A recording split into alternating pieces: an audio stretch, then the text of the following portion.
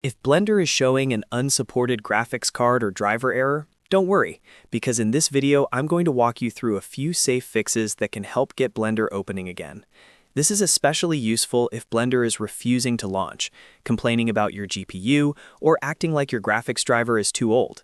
We'll start by checking your hardware, then update your drivers, make sure Blender is using the right GPU, and finally go through a couple of extra compatibility fixes that can help on older systems.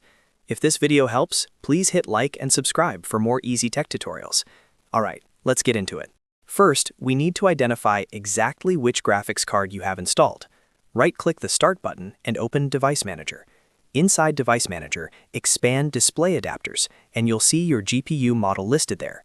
This is important because Blender needs a supported graphics setup, and in many cases, you'll want to confirm whether your system supports at least OpenGL 4.3 or Vulkan 1.3.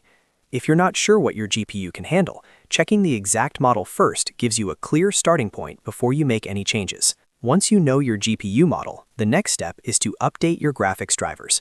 Go to the official website for your graphics card manufacturer. If you have NVIDIA, visit NVIDIA's driver download page. If you have AMD, go to AMD's driver support page. And if you have Intel graphics, use Intel's driver download page. Download and install the latest available driver for your system. Keeping your drivers updated can solve a lot of Blender launch errors because Blender depends heavily on your GPU driver for graphics support.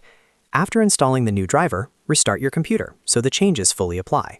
Now let's make sure Windows is using the correct performance setting for Blender. Open Display Settings, then go to Graphics. If you don't see Blender already listed, add the Blender application manually. Once Blender appears in the list, click it and set it to High Performance. On many systems, especially laptops with both integrated and dedicated graphics, this helps Blender run on the stronger GPU instead of the weaker one.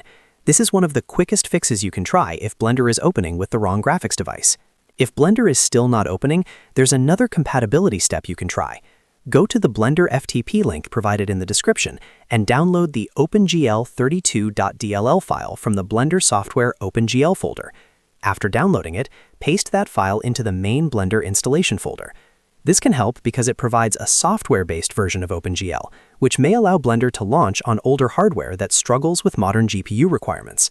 Just make sure you place the file in the correct Blender program folder, not inside a random Documents or Downloads location. Next, we should reset Blender's configuration files. Press Windows and R on your keyboard, type %appdata% and press Enter. In the folder that opens, look for Blender Foundation. Inside it, delete the Blender config folder.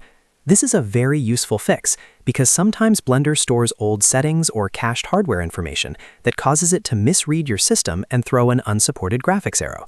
After deleting the config folder, reopen Blender and let it create fresh settings automatically. If you're using an older computer, or if your graphics card is several years old, you may also want to try an older LTS version of Blender. Older long-term support versions often have lower system requirements while still staying stable and reliable for production work. So if the newest release doesn't work on your machine, testing an older version can make a big difference. This is especially useful for users who just need Blender to run smoothly without forcing their hardware beyond its limits. So to recap, the best fixes are: check your GPU in Device Manager, update your drivers from the official manufacturer website, set Blender to high performance in Windows graphics settings, try the OpenGL32.dll compatibility file, delete Blender's config folder in AppData, and if needed, use an older LTS version. One of these steps usually resolves the unsupported graphics card or driver error. If this tutorial helped you get Blender running again, please give the video a like and subscribe for more easy step-by-step fixes. Thanks for watching, and I'll see you in the next one.